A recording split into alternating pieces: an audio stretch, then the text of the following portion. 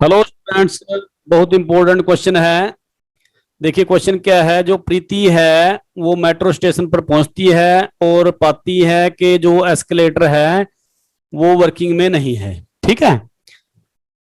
C walked up the stationary escalator in time T1। वो रुके हुए एस्केलेटर पर वॉक करने लग जाती है, पैदल चलती है। उसको टाइम कितना लगता है? T1।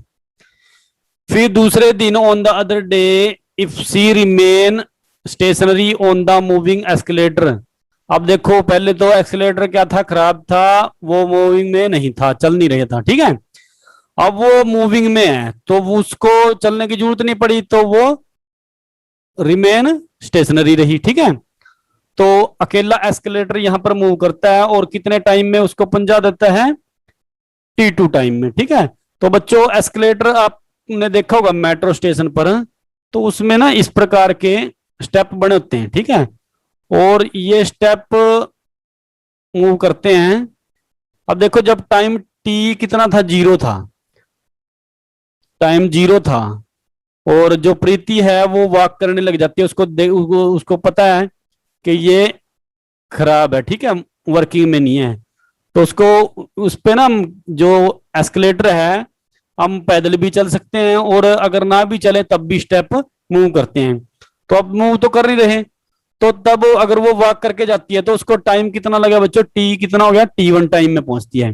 अच्छा डिस्टेंस कितना है इसका? एलिवेटर का जो डिस्टेंस है, टोटल डिस्टेंस, वो D है। तो सबसे पहले हम यहीं से वेलोसिटी निकाल लेंगे प्रीति की। ये लिखेंगे velocity of Preeti with respect to, क्या लेंगे बच्चों? विद रिस्पेक्ट टू एलिवेटर बोल लेंगे हम इसको। ठीक है। या एस्केलेटर लिखेंगे, एलिवेटर या एक्सीलेटर लिख देंगे। यानी कि हम क्या लिखेंगे? VPE। ठीक है। Velocity of Preeti with respect to elevator. ठीक है। वो क्या आएगी बच्चों? अब देखो सिंपल तरीके से हम निकाल लेंगे, क्योंकि डिस्टेंस कितना है? डिस्प्लेसमेंट D है और टाइम कितना लिया बच्चों? T1 टाइम लिया। ठीक है। ये फर्स्ट इक्वेशन होगी। अब सेकंड में क्या हुआ?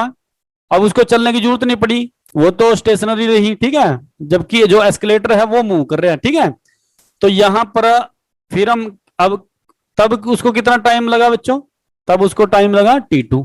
डिस्टेंस उतना ही है। ठीक है। तो वेलोसिटी ऑफ, अब यहां लिखेंगे एलिवेटर। ठीक है।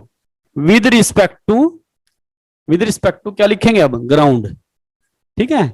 विद रिस्पेक्ट टू ग्राउंड, क्योंकि ग्राउंड के विद रिस्पेक्ट टू में जो एलिवेटर है वो मूव कर रहा है बच्चों। तो VEG। ठीक है। तो ये कितना आ जाएगा? डिस्टेंस उतना ही है, टाइम कितना लगा? T2। ठीक है बच्चों। तो ये दोनों आ गए। अब अगली बार क्या हुआ? The time taken by her to walk up on the moving escalator. अब देखो वो प्रीति भी वॉक कर रही है, जो लड़की है, और एस्केलेटर भी वॉक कर रहे हैं, यानी कि दोनों मतलब के मूविंग में है, दोनों मूव कर रहे हैं। तो तब हम रिलेटिव वेलोसिटी अगर दोनों की लिखेंगे तो तब, क्योंकि दोनों मूव कर रहे हैं। ठीक है। तो इसको मैं थोड़ा सा रब कर देता हूं। ठीक है।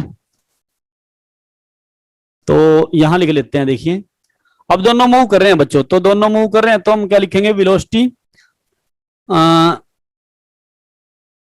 ऑफ गर्ल, यानी कि लड़की जो प्रीति है, with respect to ground, with respect to ground. ठीक है।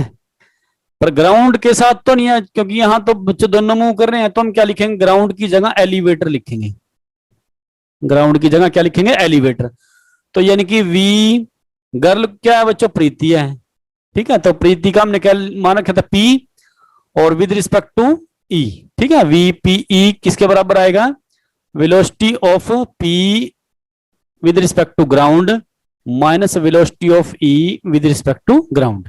ये रिलेटिव वेलोसिटी का फार्मूला है बच्चों, आपको याद होगा जब दो ऑब्जेक्ट मूव करते हैं, when two object are in motion. ठीक है। तो तब हम ये फार्मूला यूज करते हैं। अब देखो हमारे पास देखो क्या क्या है बच्चों। अब जब दोनों मूव कर रहे हैं, दोनों मूव कर रहे हैं, तो वेलोसिटी क्या होगी बच्चों? बढ़ जाएगी। ठीक है। टाइम उसको कम लगेगा। अब सपोज करो टाइम कितना लगे? T लगे। ठीक है। जो हमने टाइम निकालना ना, जो टाइम टेकन हमने निकालना, वो मान लिया हमने T। अब डिस्टेंस कितना है, डिस्टेंस कितना है बच्चों, वो सबसे पहले तो हम पीई निकाल लेंगे। पीई हमारे पास गिवन है, देखो डी ओवर टी वन, ये लिख लेंगे। अच्छा velocity of P Preeti with respect to ground, वो कितनी आएगी, डी ओवर टी, सपोज करो टी टाइम लगा उसको, ठीक है, माइनस।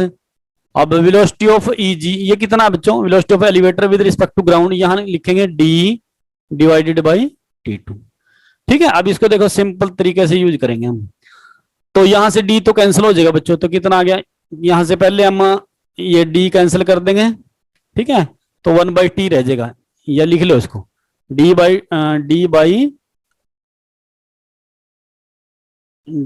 टी, यहां लिखेंगे डी बाई